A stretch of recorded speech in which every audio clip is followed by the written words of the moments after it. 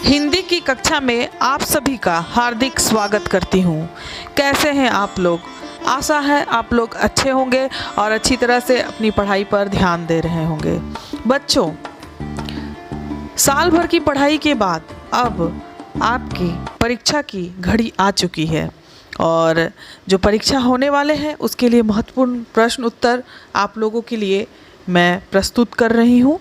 और यहाँ पर फर्स्ट सेट जो झारखंड शैक्षिक अनुसंधान एवं प्रशिक्षण परिषद रांची झारखंड के द्वारा उपलब्ध कराए गए हैं उसका आज मैं अभ्यास कराने वाली हूँ।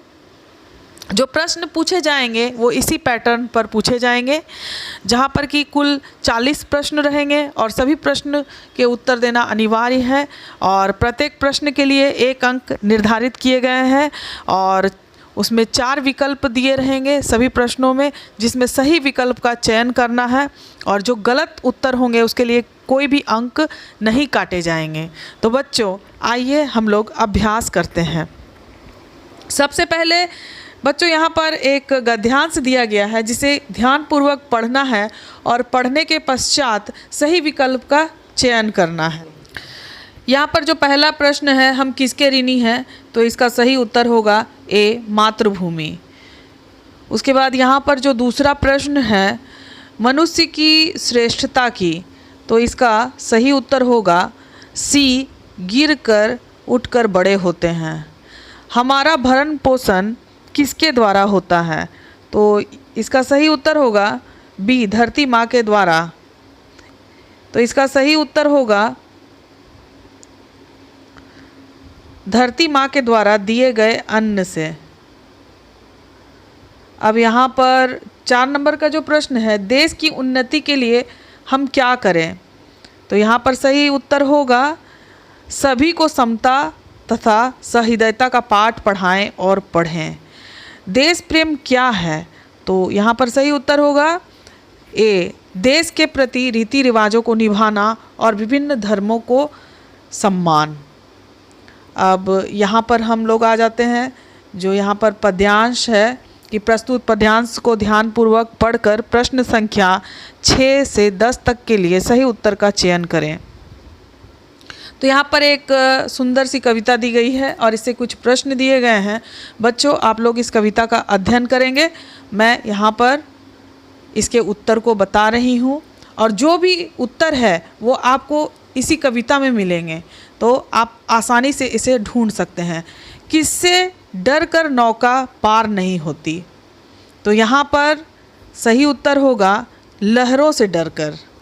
अब यहाँ पर जो प्रश्न है 7 नंबर, नन्ही चींटी दाना लेकर कहाँ चढ़ती है, तो इसका सही उत्तर होगा दीवारों पर। अब यहाँ पर 8 नंबर जो प्रश्न है कि मन का विश्वास रगों में क्या भरता है, तो यहाँ पर इसका सही उत्तर होगा मन का विश्वास साहस भरता है। 9 नंबर प्रश्न है, सिंधु में डुबकियाँ कौन लगाता है, तो यहाँ पर इसका सही उत्तर होगा गोताखोर। कैसे लोगों की हार नहीं होती, तो इसका सही उत्तर होगा कोशिश करने वालों की हार नहीं होती। अब हम लोग खंड ख में व्याकरण के प्रश्न देखते हैं।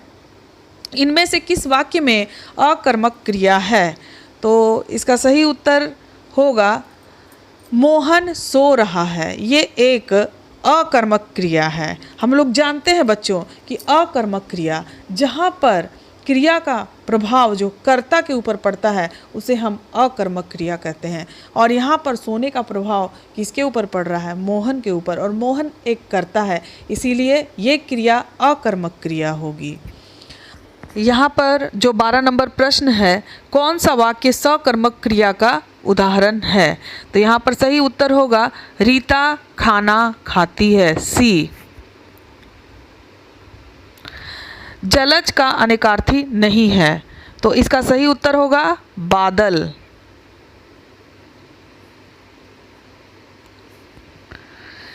दो पदों या शब्दों के मेल से बना तीसरा पद क्या कहलाता है, तो इसका सही उत्तर होगा बी, समास।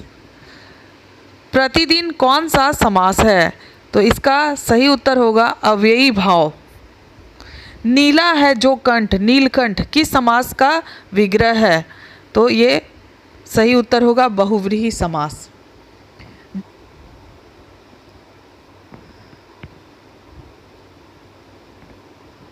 जब वर्षा होती है तब मोर नाचने लगते हैं। रचना के आधार पर वाक्य के भेद बताएं।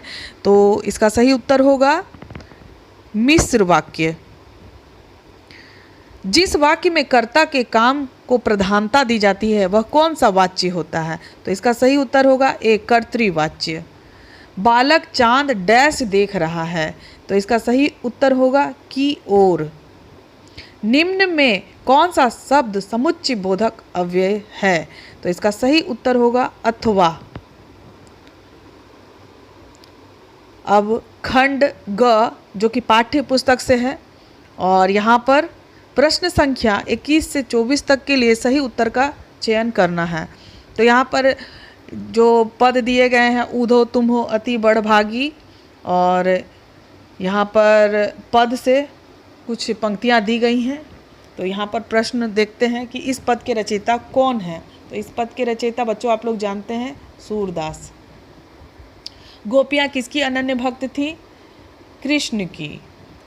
पुरैनी पात का क्या अर्थ है? पुरैनी का पात बच्चों आप लोग जानते हैं कमल का पत्ता। गोपियों ने उद्धव के व्यवहार की तुलना किससे की है? तो इसका सही उत्तर होगा कि कमल के पत्ते और तेल के मटके से। निम्नलिखित प्रश्नों के सही विकल्प का चयन कीजिए। तो यहाँ पर अब देखते हैं पद से कुछ प्रश्न दिए गए हैं। किस महीने में चारों तरफ हरियाली छा जाती है?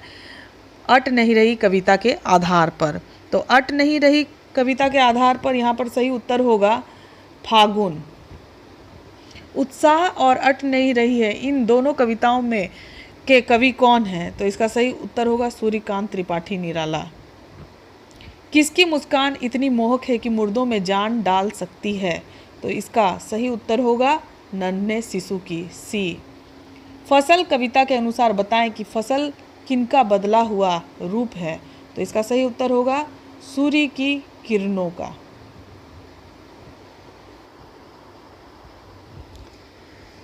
यहाँ पर प्रश्न है कि बेटे के मरने के पर बाल गोविंद भगत क्या कर रहे थे? तो इसका सही उत्तर होगा गा रहे थे। भगत जी का बेटा कैसा था? चालाक, ईमानदार, चतुर, सुस्त और बोदासा। तो इसका सही उत्तर होगा सुस्त और बोदासा। भगत जी की पुतहू कैसी थी? सुंदर और झगड़ने वाली, घर का ख्याल नहीं रखने वाली, सुभग और सुशील होने के साथ घर की पूरी प्रबंधिका, असंवेदनशील। तो इसका सही उत्तर होगा सी, सुभग और सुशील होने के साथ ही घर की पूरी प्रबंधिका। बोधा का अर्थ क्या होता है? तो इसका सही उत्तर होगा कम बुद्धि वाला। नेताजी का चश्मा पाठ में पान वाला किस तरह का व्यक्तित्व था? तो इसका सही उत्तर होगा एक मोटा, हंसमुख और खुशमिजाज व्यक्ति था। नेताजी का चश्मा पाठ में नेताजी की प्रतिमा किस चीज़ से बनी थी? तो इसका सही उत्तर होगा बी, संगमरमर पत्थर की। नेताजी की मूर्ति पर चश्मा कौन बदलता था? तो इसका सही उत्तर होगा कैप्टन। प्रस्तुत गद्यांश को ध्यानपूर्वक पढ़कर प्रश्न संख्या 37 से 40 तक के लिए सही उत्तर का चयन करें। तो यहाँ पर जो आपके कृतिका पाठ्यपुस्तक है वहाँ से कुछ पंक्तियाँ दी गई हैं और इसका उत्तर आपको देना है कि ये प्रस्तुत गद्यांश किस पाठ से लिया गया है। तो इसका सही उत्तर होगा माता का अंचल। उसके बाद यहाँ पर है लेखक क्या खेलते थे? इसका सही उत्तर होगा गिल्ली डंडा। इस गद्यांश में किस मेले की चर्चा की गई है? तो यहाँ पर सही उत्तर होगा ददरी का मेला।